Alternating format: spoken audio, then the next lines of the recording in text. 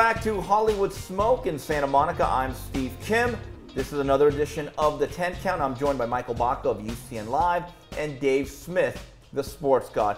Guys, as we look ahead to 2017, I think this year was disastrous for boxing in a lot of different ways. It was not a great year. What are you looking forward to? Is there a particular event or anything else that says, okay, this needs to happen next year? Triple G Canelo, I think. Hopefully that's going to happen, in September of 2017. That's a surefire war and a great fight. That one can't miss, so I'm looking forward to that one. Klitschko and Anthony Joshua, can't wait. April 29th, now that that's been announced. Terrence Crawford and Pacquiao, I would love to see. I don't think that's going to happen. Mayweather-Pacquiao wouldn't be on my radar for something I actually want to see in a rematch in 2017. So I would say right off the bat, Triple G and Canelo is the one, that is the fight of the year. Mike? Triple G Canelo, without question, is the #1 thing boxing fans are looking forward to in 2017. There's a press release about it saying, fall 2017, it's going to happen, sent by Golden Boy Promotions. It better happen, right? I mean, if it doesn't happen, and I've said this many times, get your pitchforks and your torches out and pick it. Canelo and Golden Boy, they said this is going to happen. I'm led to believe the parties are talking. They're working towards that date. Just sticking with Golovkin, I want to see who he's fighting March 18th, if the Danny Jacobs fight is actually going to come to fruition. I don't know, but I think it was bitterly disappointing. One of the buzzkills of 2016, Golovkin, who prides himself on activity, was limited to 2 fights. I still think Tom Loeffler should have gone ahead with that 3rd fight. I don't blunt my own activity and hurt my own business for a guy who doesn't have a business. I'm sorry.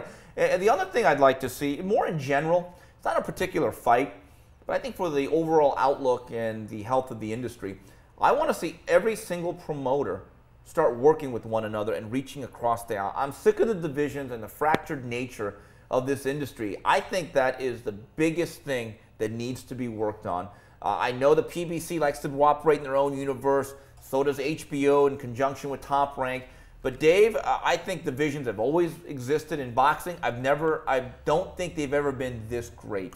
I go back to the original 8 weight classes. I don't recognize any super or junior divisions anyway. Those belts don't count. So you go back to the original 8, and I like what you say about promoters getting together. Do you think boxing needs a commissioner, a Dana White type of guy who would say maybe start suspending licenses if guys refuse to fight each other? A guy who's in charge and saying, you're going to fight him, and if it doesn't happen, how'd you like not fighting anybody? Dave, you have sanctioning bodies that are actually mandating pretty good fights, no matter what anyone says. And another issue is Dana White is the head of the UFC. Boxing is an international sport. And they have a monopoly, too. Right, and that's a very big difference. Here's another thing that I want to see. Let's see HBO get back into the boxing business. They had a bad 2016. HBO has the best fighters.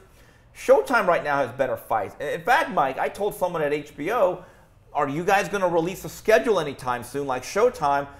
Let's just put it right out there. Showtime is eating HBO's lunch and dinner. Absolutely. Well, at least they have Game of Thrones coming out. All right, that's in about 5 months.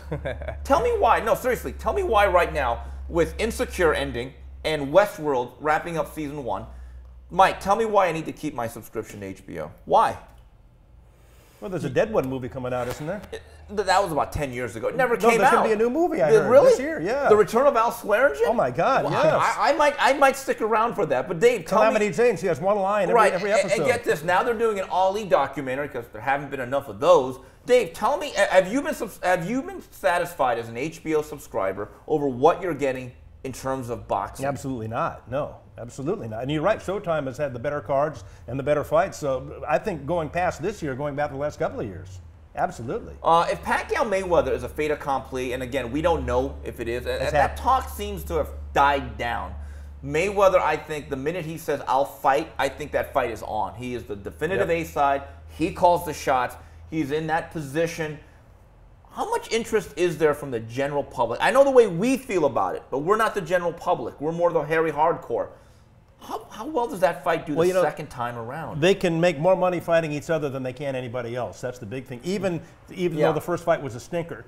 And I don't think there's a lot of interest, but you know how they're going to sell this. They're going to say, man, he had a torn rotator cuff. He fought one-handed, and he still won 3 or 4 rounds. Now he's healthy, and he's going to actually win this fight. And then people will start believing it. They'll buy the pay-per-view, and we're going to get an instant replay. Floyd's going to outbox him, slap him, move, and win an easy 12-round decision. It'll be the exact same fight, and everybody will be surprised for some reason. Dave, how much damage, from your perspective, you do a national talk show various times, so you deal with a lot of casual, general sports fan. How much damage do you think that did to boxing? A lot. Because remember all the class action lawsuits that were filed afterwards by upset fans, which I tried to tell them. I was on the air saying, don't buy this fight.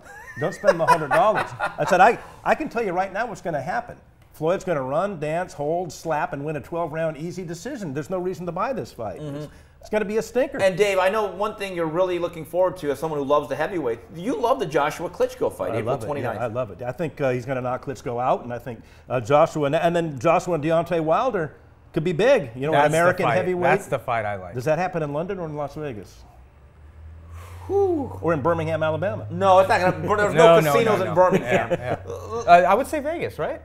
That's where the casinos are. But remember, Eddie Hearn, who runs Joshua's career, they have a real business. I mean, they do stadium fights that have 50, 60, 70, 80,000. Listen, Klitschko and Joshua, no matter what anyone thinks about Klitschko, and I think he's well past it, I don't think he really is competitive in this fight. It's still a big scalp.